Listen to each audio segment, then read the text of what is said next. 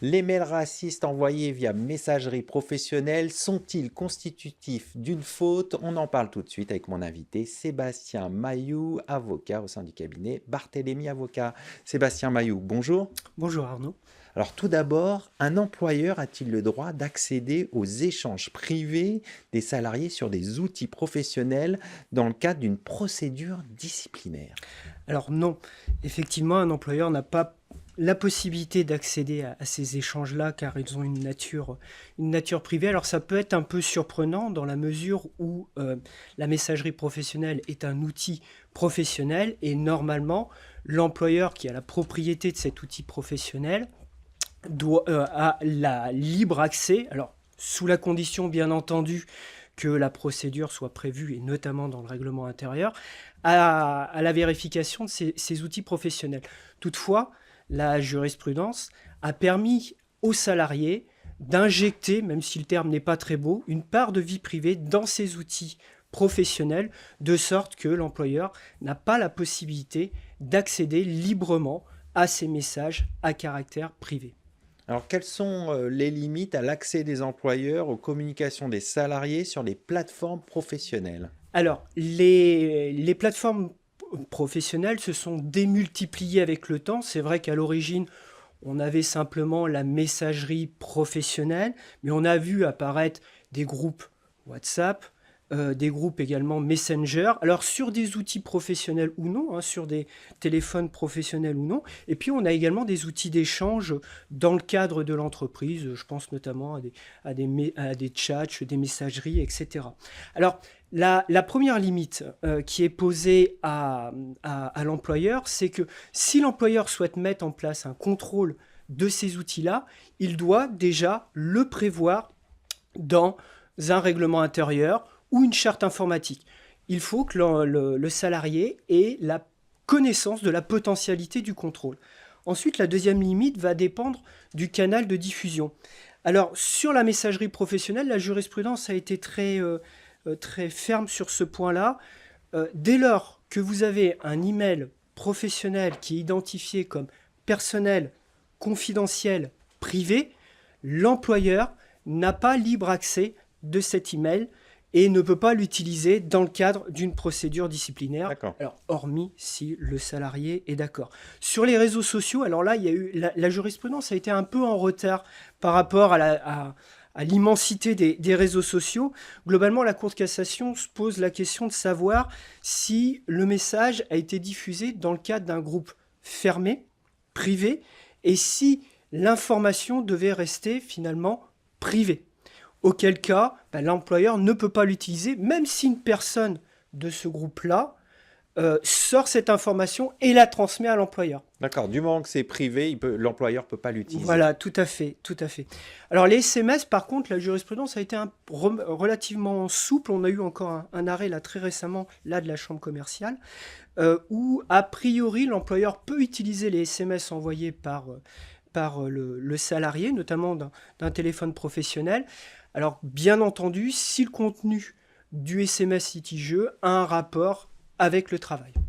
Alors, on va passer à un autre sujet. On rentre véritablement dans le vif du sujet. L'envoi de mails racistes via la messagerie professionnelle, est-ce que ça constitue toujours une faute grave? Alors, normalement, ça constitue une faute grave. Mais comme je vous ai précisé, tout va dépendre finalement si le message avait un caractère privé, personnel ou confidentiel. Auquel cas, là, l'employeur ne pourrait pas l'utiliser à l'appui d'un licenciement disciplinaire et à plus forte raison d'une faute grave.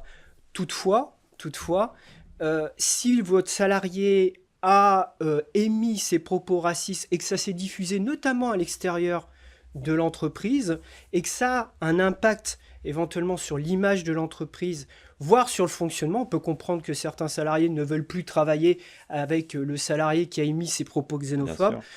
Il existe un licenciement développé par la Cour de cassation. C'est le licenciement qui n'est pas disciplinaire, mais pour trouble objectif au fonctionnement de l'entreprise. Ça veut dire quoi? Et il faut démontrer que les propos racistes xénophobes ont troublé le fonctionnement de l'entreprise et que certains salariés, par exemple, ne veulent plus travailler avec D'accord. l'émetteur. C'est un Et peu désorganisé voilà, c'est ça. l'entreprise. Mais c'est extrêmement compliqué à mettre en œuvre en pratique et il n'y a pas beaucoup de jurisprudence. Dans des petites entreprises avec pas beaucoup de personnel, c'est faisable, mais quand vous avez une entreprise de 1500, 2000, 15 000 salariés, troubler le fonctionnement de toute l'entreprise, c'est plus compliqué à démontrer. On va s'intéresser à la jurisprudence. Concrètement, comment les tribunaux évaluent-ils la gravité de l'envoi de mails racistes dans un contexte professionnel? Alors, il y a plusieurs éléments que les juges prennent en ligne de compte. Déjà, la teneur des propos. Ça, c'est évident. Qui a émis les propos? Nécessairement, les juges seront plus stricts si c'est un manager qui a tenu des propos xénophobes envers un salarié qu'un des salariés employés tout simples entre eux. Bien sûr. Il y a le contexte également.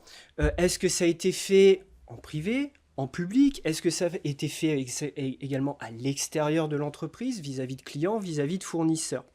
Et il y a également le support. Est-ce que ça a été fait à l'oral? Est-ce que ça a été fait à l'écrit? Si ça a été fait à l'oral, nécessairement, il faudra appuyer cela avec des attestations de la part de d'autres personnes pour bien appuyer le caractère important. Et enfin, dernier élément, c'est l'impact parfois sur l'image de l'entreprise, ou nécessairement quand vous avez peut-être un cadre supérieur qui tient des propos racistes, xénophobes à l'extérieur de l'entreprise, on sera plus tenté de le sanctionner. Pour finir, en quelques mots, quelles mesures peuvent être mises en place pour éviter justement l'envoi de mails racistes ou discriminatoires? Alors, il y a tout un tas de mesures qu'on préconise. Déjà, il y a des mesures préventives. On trouve des guides sur le savoir-être dans l'entreprise. Vous avez également dans les livrets d'accueil, dans les entreprises, quand on recrute les salariés, où on insiste sur le savoir-être. On a des clauses également dans les règlements intérieurs qui insistent sur le savoir-être. Et il faut également identifier dans l'entreprise quelle est la personne éventuellement vers qui se retourner si on fait l'objet de ces propos-là. Alors on a un référent harcèlement dans les structures de plus de 250 salariés au niveau ressources humaines. Ça peut être cette personne-là, mais il faut mettre en place également dans des structures avec un effectif inférieur. On va conclure là-dessus. Merci Sébastien Mailloux. Je rappelle que vous êtes avocat au sein du cabinet Barthélémy Avocat. Merci. Tout de suite, l'émission continue. On va parler des tendances en matière de justice environnementale.